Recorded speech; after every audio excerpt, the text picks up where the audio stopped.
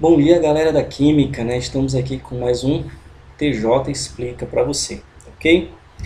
E hoje nós vamos falar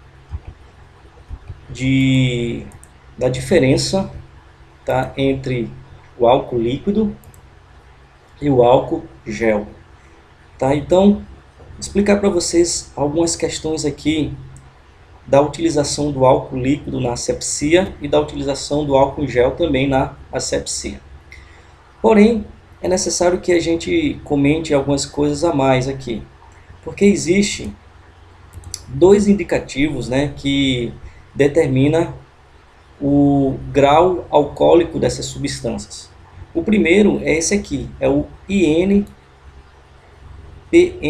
tá? O que significa isso? INPM, tá? Significa Instituto Nacional de Pesos e Medidas, né, essa sigla aqui, mas INPM ele vai estabelecer para a gente uma relação em porcentagem de massa do álcool, tá? Já o grau GL, né, esse GL é de Gay-Lussac, ele estabelece para a gente uma relação em porcentagem de volume do álcool. Então, INPM, relação de massa, GL, relação de volume, tá? Então, veja bem, eu tenho aqui o álcool líquido e digamos que ele é 70, tá? 70%, como vocês têm visto por aí, tá? Antes de falar sobre o álcool em gel, primeiro vou fazer uns comentários aqui. Gente, a primeira pergunta que eu faço aqui para vocês é: o álcool líquido, ele é ideal, é recomendável, melhor assim dizendo, para asepsia nas mãos? Bom, segundo especialistas, né, da área de dermatologia, ele não é. Por quê? Porque ele provoca ressecamento nas mãos, tá? E esse ressecamento nas mãos pode promover rachaduras nas mãos, e aí você vai ter uma porta de entrada facilitada para micro-organismos. Então, a gente já percebe que ele não é recomendado, tá, para o uso nas mãos. Tá? É claro que existe, né, esse momento todo e algumas pessoas acabam que utilizando ele, né, nas mãos, mas é importante dizer, né, que esse uso ele não precisa ser, ele não pode ser com frequência, né? Isso é uma vez perdida. Até mesmo porque se você estiver em casa, tá, você pode lavar suas mãos com água e sabão, que é muito mais eficaz, ok? Um outro perigo do álcool líquido é que ele é extremamente inflamável, tá ok? Inclusive, desde 2013, a Anvisa proibiu a comercialização desse produto na forma líquida, né, com graus acima de 54%. Então, a comercialização desse produto ele é proibida de acordo com a Anvisa. Claro que recentemente está tendo, né, uma facilidade maior de encontrar ele no mercado por causa dessa questão aí da pandemia. Beleza? Ok. Mais à frente nós iremos comentar aqui sobre o álcool gel, tá? Vamos lá. Gente, existe diferença entre INPM e GL? Existe sim, tá? Como eu já falei para vocês, INPM é uma relação em massa e GL é uma relação em volume. Isso vai produzir uma grande diferença porque, se você analisar a densidade do álcool etílico, a densidade dele é 0,789 gramas por centímetros cúbicos, tá? E isso com certeza vai produzir essa diferença. Por isso que quando você for comprar o álcool em gel, tá, é importante que você observe o que está aqui, ó, no rótulo da substância. Por exemplo, ele botou aqui 70 graus INPM e botou aqui, ó, 77 graus GL. Ora, por que ele fez isso? De acordo com a Anvisa, né, o recomendado para asepsia é 70 graus INPM, tá?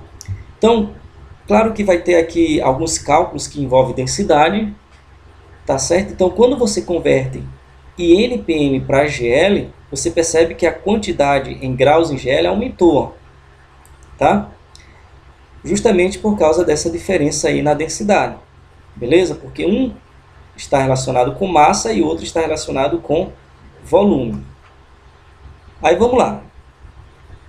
Segundo o Conselho Federal de Química, a massa de álcool presente numa solução 70 INPM é maior, tá? É maior que aquela massa presente numa solução 70 graus GL, tá? Daí, ó, quando você pega um outro recipiente aqui, você percebe o seguinte: álcool 70 GL, tá aqui. Mas quando você analisa em INPM, tá, ó, 68,4%. Então, você já percebe que tem essa diferença aqui.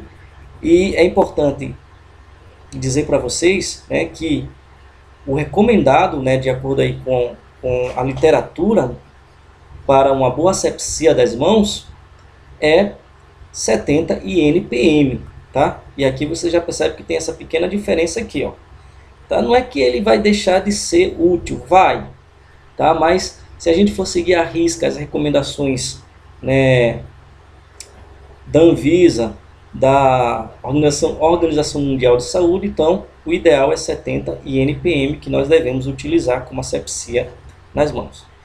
Outra coisa que precisamos entender aqui, tá? 70 graus INPM, que é uma relação em massa. O que significa dizer isso? Significa dizer que se eu tiver uma solução que apresente 100 gramas de álcool, 70 gramas dessa solução, será representada em massa de álcool e 30 gramas massa de água. Se eu tiver aqui, ó, 70 graus GL, isso significa dizer o quê? Que em 100 ml dessa solução, ó, veja que um tratou de massa e agora o outro trata de volume, tá? Significa dizer o quê? Que nesses 100 ml de solução, 70 ml representa volume de álcool e 30 ml representa volume de quê? De água, beleza? Outro ponto aqui, gente, então, se eu não posso usar álcool líquido, como é que eu posso obter o álcool em gel? Vamos lá. O álcool em gel é obtido da seguinte maneira. Tá? Você vai pegar um álcool 70 INPM, ou se esse grau for maior, digamos 96 GL, você tem que produzir uma diluição, para que você possa obter um álcool 70. Vai verter aqui, ó, num becker, tá? Estou fazendo umas ilustrações aqui. Então, você pegou álcool líquido 70 INPM, tá? Colocou aqui. E aí o que acontece?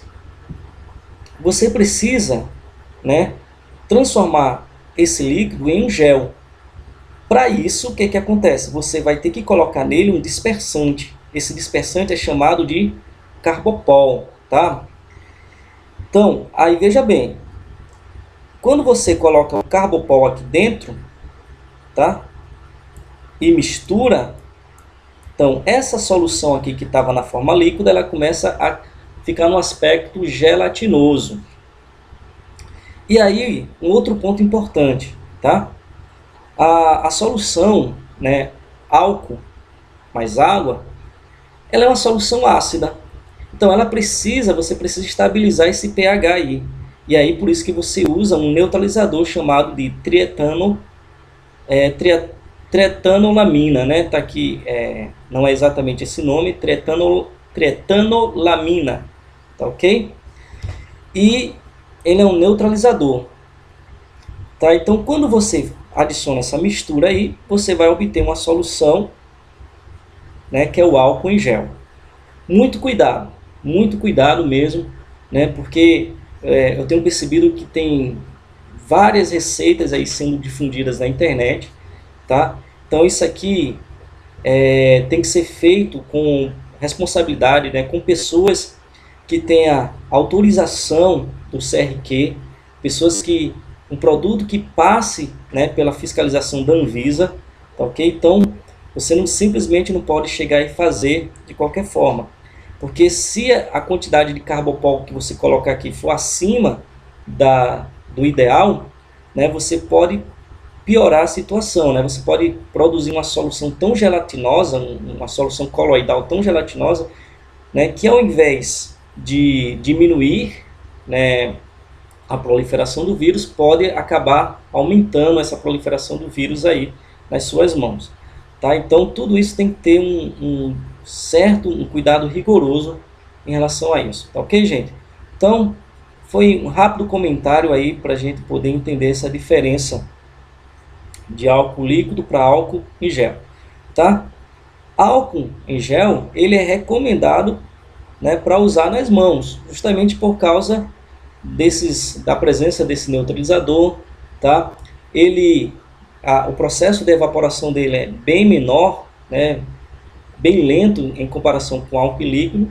Mas onde usar o álcool líquido? O álcool líquido ele é recomendado para ser usado em superfícies, tá? Para você fazer asepsia aí de superfície, ok? No mais, um grande abraço aí para vocês. Valeu!